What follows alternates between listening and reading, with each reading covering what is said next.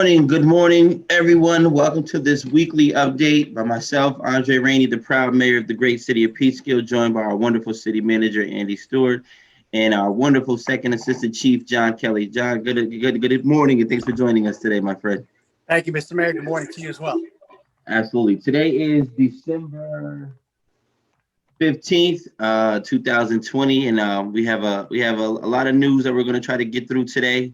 I first want to start off this meeting just by saying congratulations and thank you to the Peak Skill Bid for their hard work and effort. And we were able to secure bringing the Harriet Tubman statue right here in the city of Peekskill, the Journey to Freedom. It's a beautiful statue. It's right on the corner of Division Street and Central Avenue. So if you're in town or if you're around town and you have a moment to swing by, drive by, or even walk by, definitely a great sight to see. It's an historical statue that means a lot to this great city. Of course, knowing that the Underground Railroad went through Peekskill. So it's just a beautiful statue overall. Go by there, take pictures. It's going to be there to the end of Black History Month, February 28th. I know that the school district is working to create some educational programs around it, as well as many others in the community. So shout out to the bid for all their hard work. So before we get into all of the other news that we have going on, I know a lot of people are fully aware that the city of Peekskill has maintained a yellow zone for almost 3 weeks now. Since the announcement, I believe, a little over 2 weeks now, we've maintained being in the yellow zone. We haven't had to improve, we haven't had to go higher to an orange or red zone. And the mobile testing will be coming soon. I'll let Andy talk more about that. And Chief, a lot of people are looking to know, what it's like, for the fire department, the volunteer and career guys, and what they're doing on a daily basis and how they're managing through this pandemic. So please shed some light on that, and we'll ask a couple of questions as well. Sure. Thank you, Mr. Mayor, and good morning to neighbors. One of the things that we're very conscious of the COVID, obviously protecting our workforce, both the career and volunteers. So we have some mandatory policies that we've implemented to deal with this. First and foremost is obviously everyone's mask, but we have specific requirements that everyone, when they enter a building, whether it be a home or commercial property, that we do so with an N95 mask, which gives us a higher level of protection as opposed to a regular surgical mask. Gloves, if we're a known COVID situation, we wear goggles and gloves, and we take temperatures on a daily basis. So we make sure that all our personnel are mindful of this and take all the precautions as possible. And we will also at times, based on the situation, work with residents if we know there's a known COVID in a situation, so we can take the appropriate steps to protect personnel and make sure we protect the entire workforce and be able to constantly respond to all the challenges that we face as a fire department. Chief, could you speak a little bit to the question of storm preparation and how that might affect fire operations? Because we do have a big storm coming on Wednesday night going into Thursday. Absolutely. So there's a number of things we do, and there's also a number of things that we like to ask the residents to assist us with. So let's talk about what we do first. So what we'll do is we make sure that we have additional staffing available, both volunteer and career. We make sure that the trucks are checked from a mechanical perspective, as well as making sure that the chains are on at an appropriate time. Additionally, we also want to ask the residents to be mindful as you're shoveling. I know it's a challenge. I do it myself. That if there's a fire hydrant that's close to your home, if you could take those extra steps, if you got that extra energy to dig it out, because it may take, depending on the amount of snow we get and the veracity of the storm, it may take some time for DPW or the fire department to get out there. And it's very helpful to know when we're coming down the street, particularly at high snow mounds, where that hydrant is. Fires move very quickly, so we always have a rig that's assigned, an apparatus that's assigned to a rig. To a hydrant. So he has to get to that hydrant. That's his job, to support the remainder of the apparatus and the volunteers and career staff that'll fight the fire if should we have one. Notwithstanding, we're going to a difficult heating system. So, people are using their fireplaces, they're running their heaters. So there's more chances of carbon monoxide challenges. So we want people to be mindful of that. If you haven't done so, have your fireplace inspected. It's always good. The animals love to get there in the summer. We want to make sure that's covered. Additionally, check your carbon monoxide and fire detectors. One, make sure the batteries are updated. And two, if it's over 10 years or close to 10 years in age, we strongly recommend you just replace it. There's new ones out there, roughly 10 years. You don't need a battery. They're about $40. I know it's a hit sometimes. We're getting close to Christmas season, but it's a small investment in your life and your protection of your family. So we really think if people can, clear the hydrants, check their detectors in their home, that'll go a long way to helping us to protect everyone in this great city. Thank you, Chief. You're welcome. That's fantastic. So, I know you mentioned that the firefighters, they wear the N95 mask. Is that what you said? Yes, sir. When you mentioned that when you come up to an actual fire, with COVID restrictions, like how do you go about if there is a fire in a building or if there's a fire in a home, how do you go about taking the people out? I mean, I know you guys already have protective gear on as far as the fire goes as well. So is it just something that you just go through it the same way, or is there any extra protocol added to it? Yeah, well, thank goodness there's very few fires compared to years ago. So people are doing a better job. The construction is better. We're very more careful as a society. So let's look at it too. If there's a fire, that's a totally different ballgame. Sometimes you can't follow all the same procedures because if someone's stuck in a building, you're going in there. And you're going to be on air anyway. So, with an air bottle, you're fully protected. We got all the gear, and we'll decontaminate you after the call. In most cases, we're going to a gas call or electrical issue or some other non-related call. So if we know there's a known case in there, Mr. Mayor, what we'll do is we'll mitigate the number of people going into the building. So initially we go in maybe with a 2-man search, assuming it's not a gas call if we don't get a gas reading, so that we limit exposure. They'll go in with goggles, they'll go in with gloves, they'll go in with an N95, and if necessary, they'll go on air. Most cases, it's recommended we go on air if we know it's a high incidence, like in one of the nursing homes we have here. We had an incident the other day. We had an alarm. The personnel went in there on air. So we take those added precautions. Many a times that we're notified by our county dispatch, that there's known COVID, or they'll say something to the effect of, PPE protections or COVID possibility, and they'll give us certain codes. But normally we're much more careful. We like to communicate with the residents too. Sometimes residents, in their excitement to see us, will come out without a mask, and we'll ask them just to give some social distancing. And we understand that they're happy to see us, and we're happy to see them. But obviously, to protect them and ourselves, we want to make sure we practice the good social distancing. So those are pretty much the steps we take. Every call is different.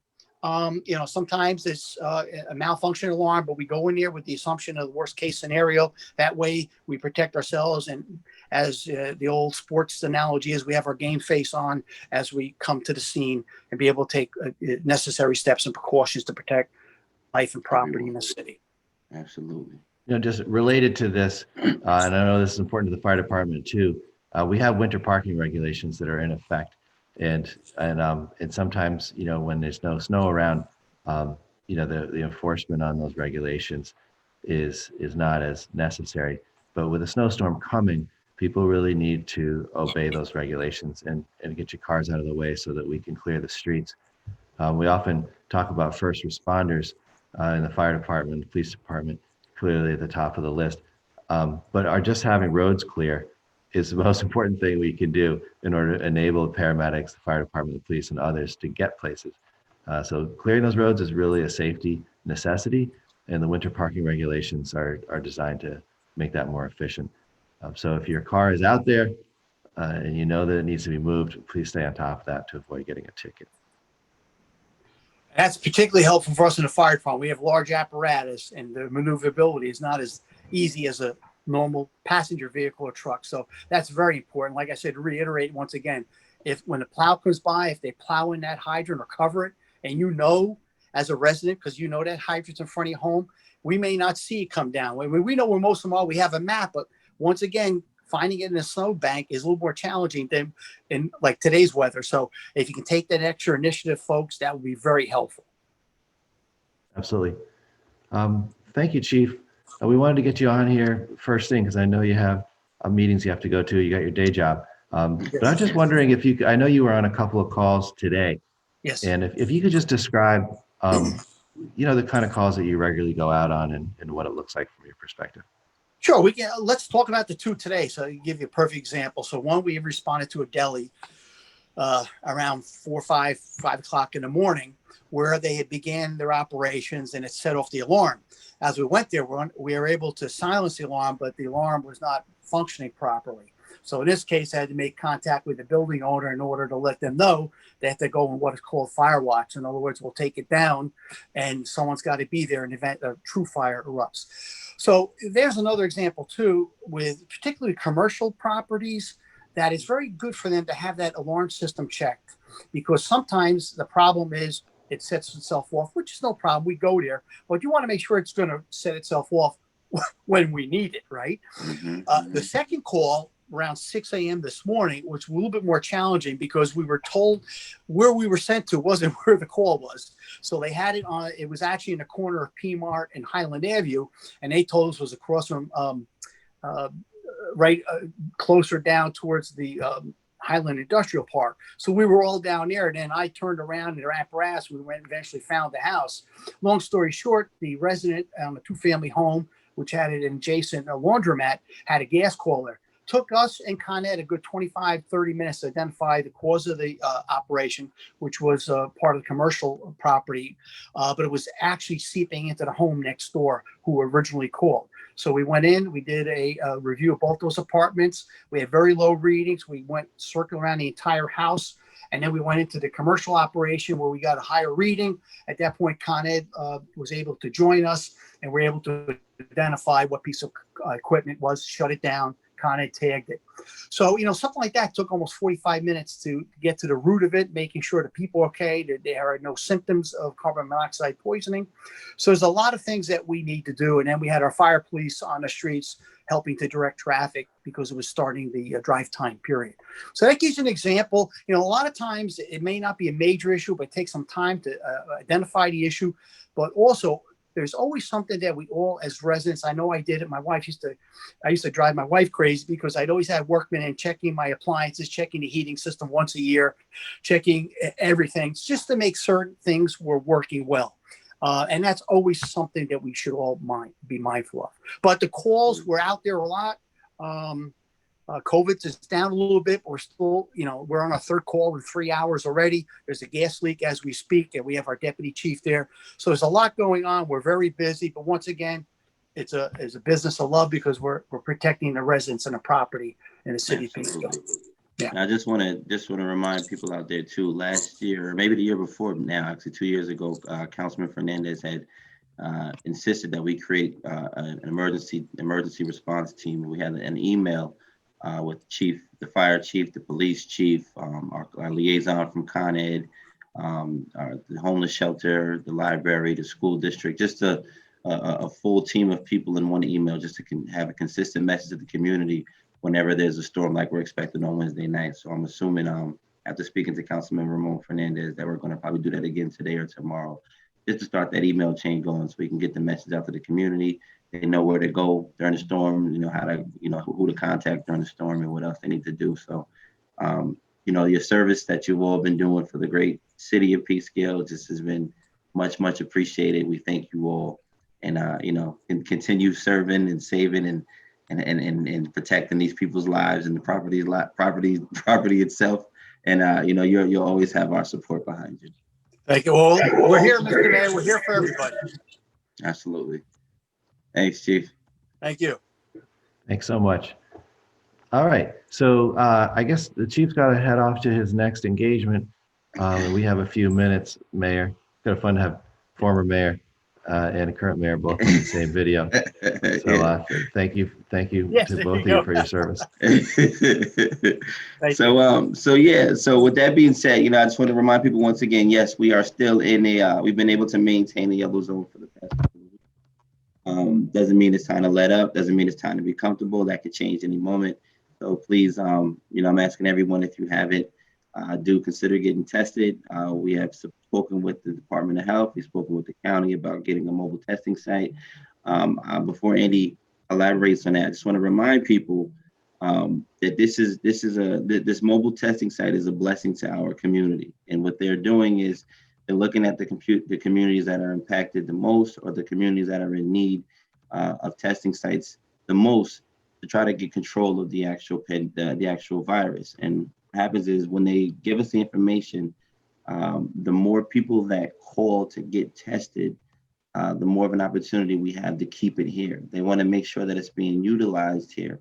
If it's not being utilized here, they'll honestly take it somewhere else where it is utilized. So if you have been tested, or even if you have not been tested, if you feel you want to get tested, or you just think you should get tested, once this information goes public, which will be, I'm assuming, later on today or tomorrow morning, I'm asking everyone, please call in, set up a testing. I know a lot of people were talking about it at the food pantry we did last Friday, but nobody called in to set up an appointment to get tested. So even though we're fully aware that a lot of people will want to utilize it, they need proof by calling and setting up an appointment. So just be mindful of that, City of Peekskill, please. And Andy, go ahead.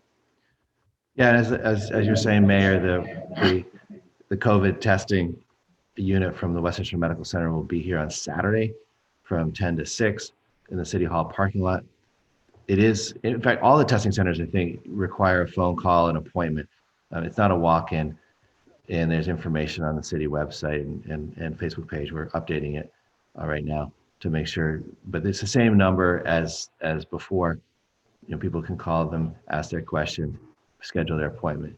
It's very important that folks know about getting tested and get tested if they feel the need, if they're referred by their doctor. There are a number of different sites in the city and nearby the city, and there's a list of those sites on the city's webpage and on Facebook and so on. So you can get your testing, and people need to use that service, refer their friends and families to it, and even as we're all very hopeful about the rollout of the vaccine, we know that for the majority of the population is not going to get vaccinated for a number of months, while the vaccinations are dedicated to the front line workers, nurses, and healthcare workers, and so on. So we gotta kind of stay firm and stay steady on the basic practices to stay safe.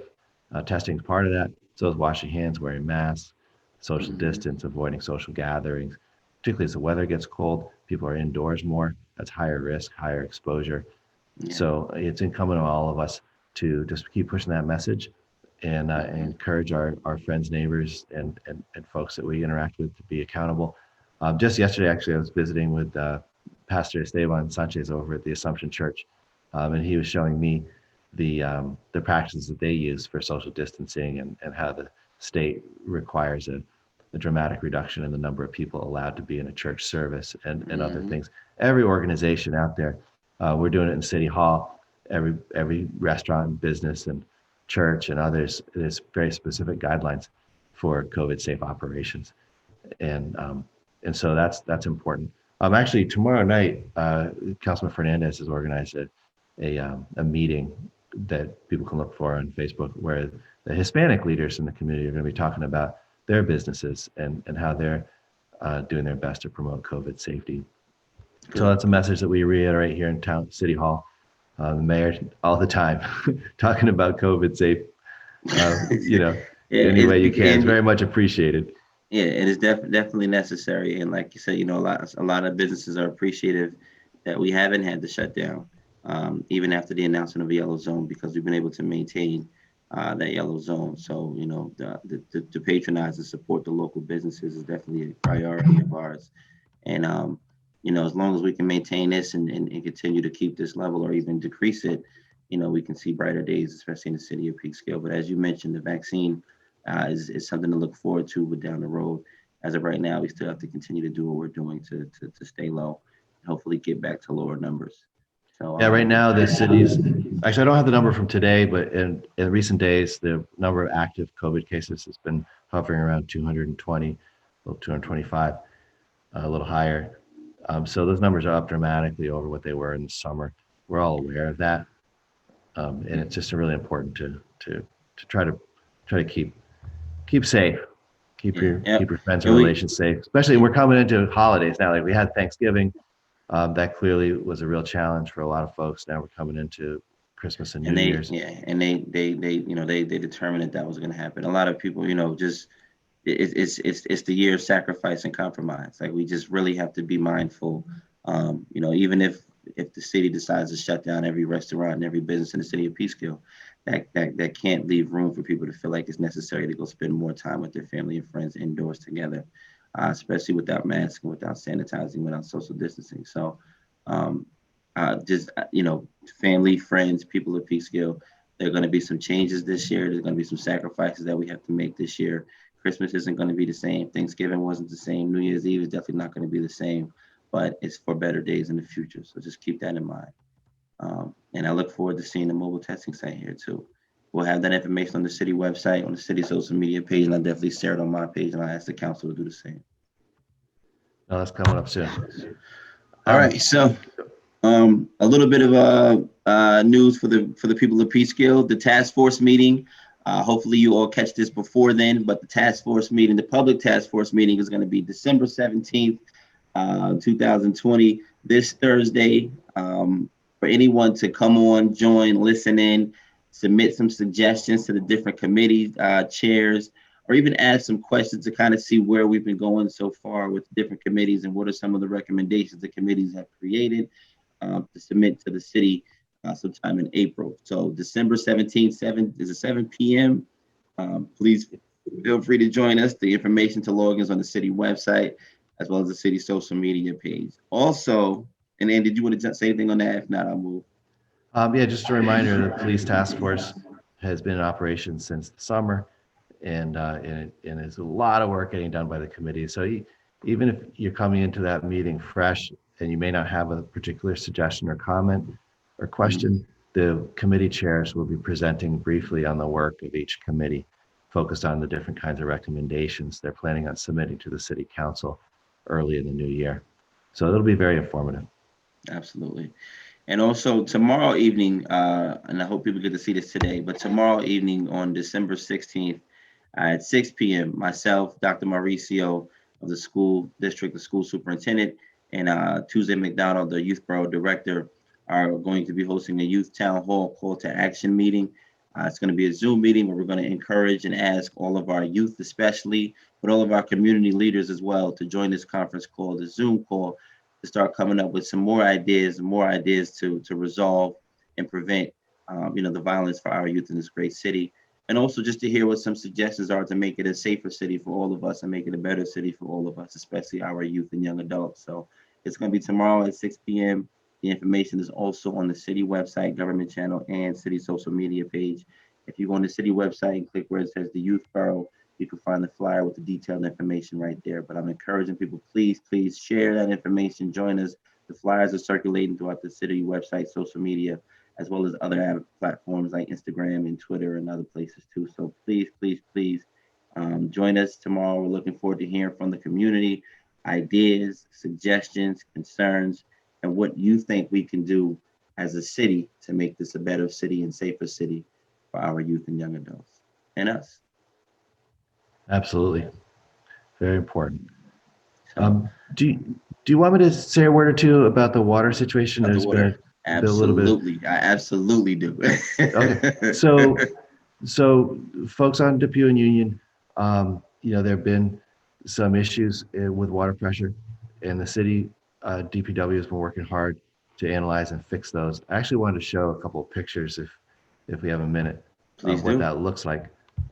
Just give me one sec to pull up the right thing here. So screen share. So what you're looking at is a picture of a new valve.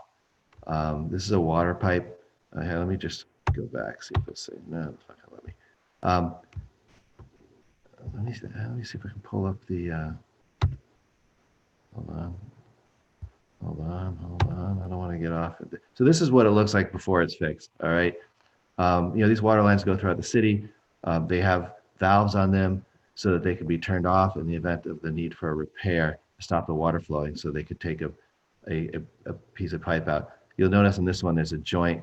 Joints usually where pipes after a while start to fail.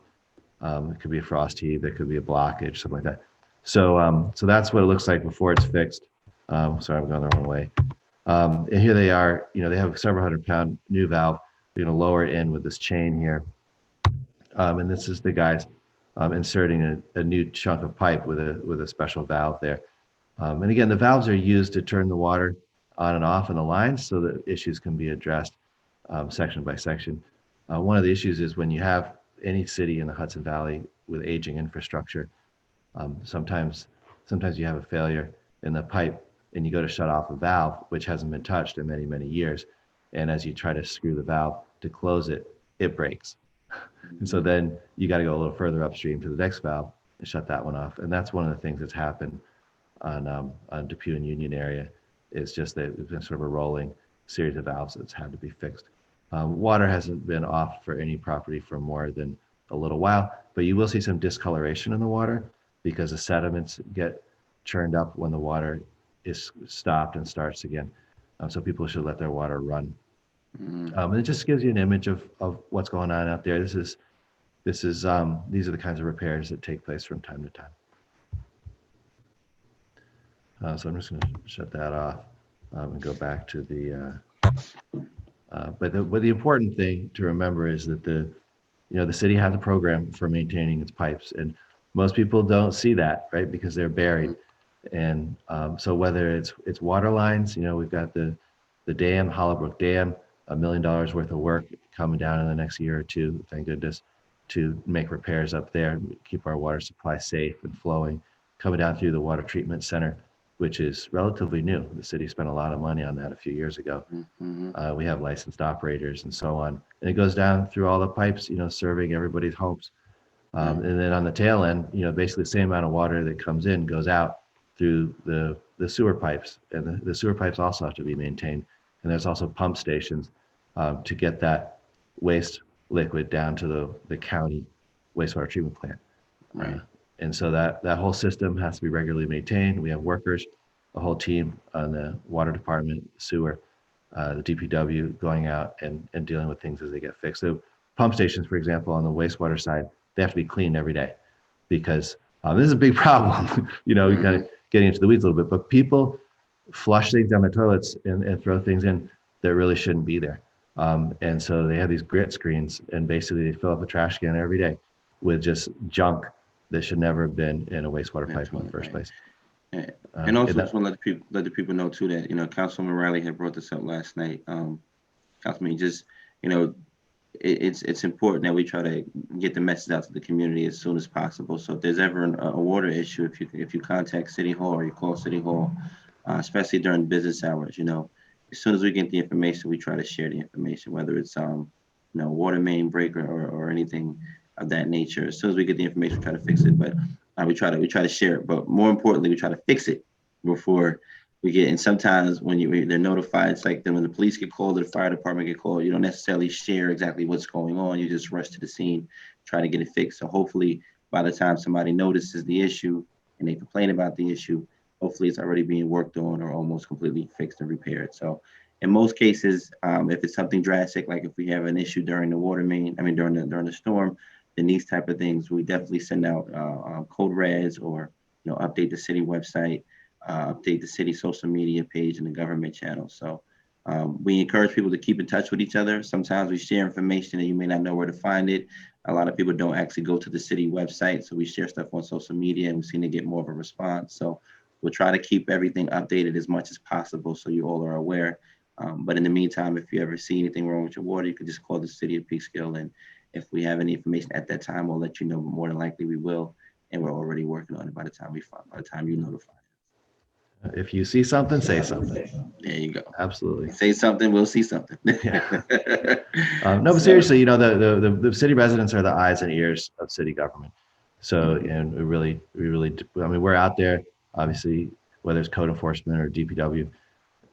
But there's a lot of detail, and so when people report a streetlight that's not working, or they report a pothole, or they report a situation where they think their water pressure is a little low, or they see a leak in the system, by all means, call it in. It doesn't matter if you're the third person who called it. The important thing is that we get the message.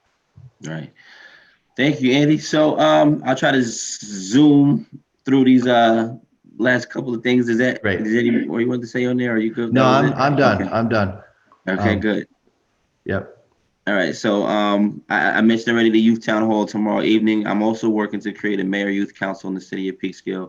I've looked at other examples in different cities and states across the nation. And I think it's a great idea to get the youth and high school students, especially involved in their local government, to share their suggestions and give themselves a voice. So we're looking to work on creating a mayor youth council. I'm going to have more of that in a later date, hopefully within the next week or so.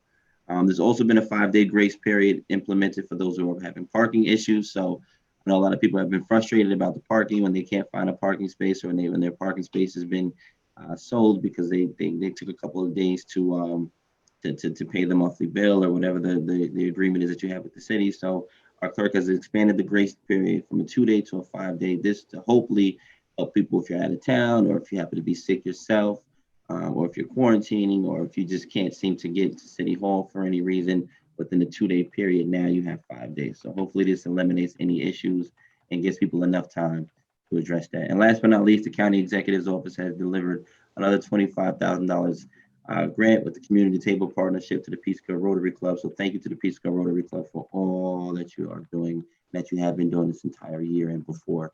And this is just to support the local businesses. This is vouchers to patronize your local businesses and restaurants. So they'll have more information on that. Once they give us the information, we're definitely going to share it with the people. And last but not least, I want to give a special happy birthday to Carmela Durso. She is 102 years old today. So happy birthday to you. She's a part of the crew called the Golden Girls. They're a bunch of our community residents that get together that are over 90. Then they used to meet and play cards once a week prior to the pandemic. So I know that they miss each other and they love each other. So shout out to all of them. Happy holidays. But to Miss Carmela and her family, 102 years old. Happy birthday to a fellow Sagittarius today. Very nice. That's it on my end. Yeah, and just so you know, the mayor's birthday is on Thursday, so Yeah. expecting a lot of nice cards. Yep, certainly. So, but We're anyway, working on happy a surprise birthday. for you. We're working on a Yeah, surprise for you. happy birthday to all of the Sagittarius. I'll be spending my birthday at the police task force. So hopefully I get a good gift out of that. But happy birthday to all of the Sagittarius. Happy holidays to everybody. We will be here one more time before the Christmas holiday, and then one more time after that before the new year. Hopefully we can continue to have some good news in spite of all of this craziness that we see during the pandemic. Andy, Thank you, Mayor. thank you for all your work. God bless you all, and God bless one of the greatest cities on earth. Absolutely. All right. Meeting over. Thanks. No problem.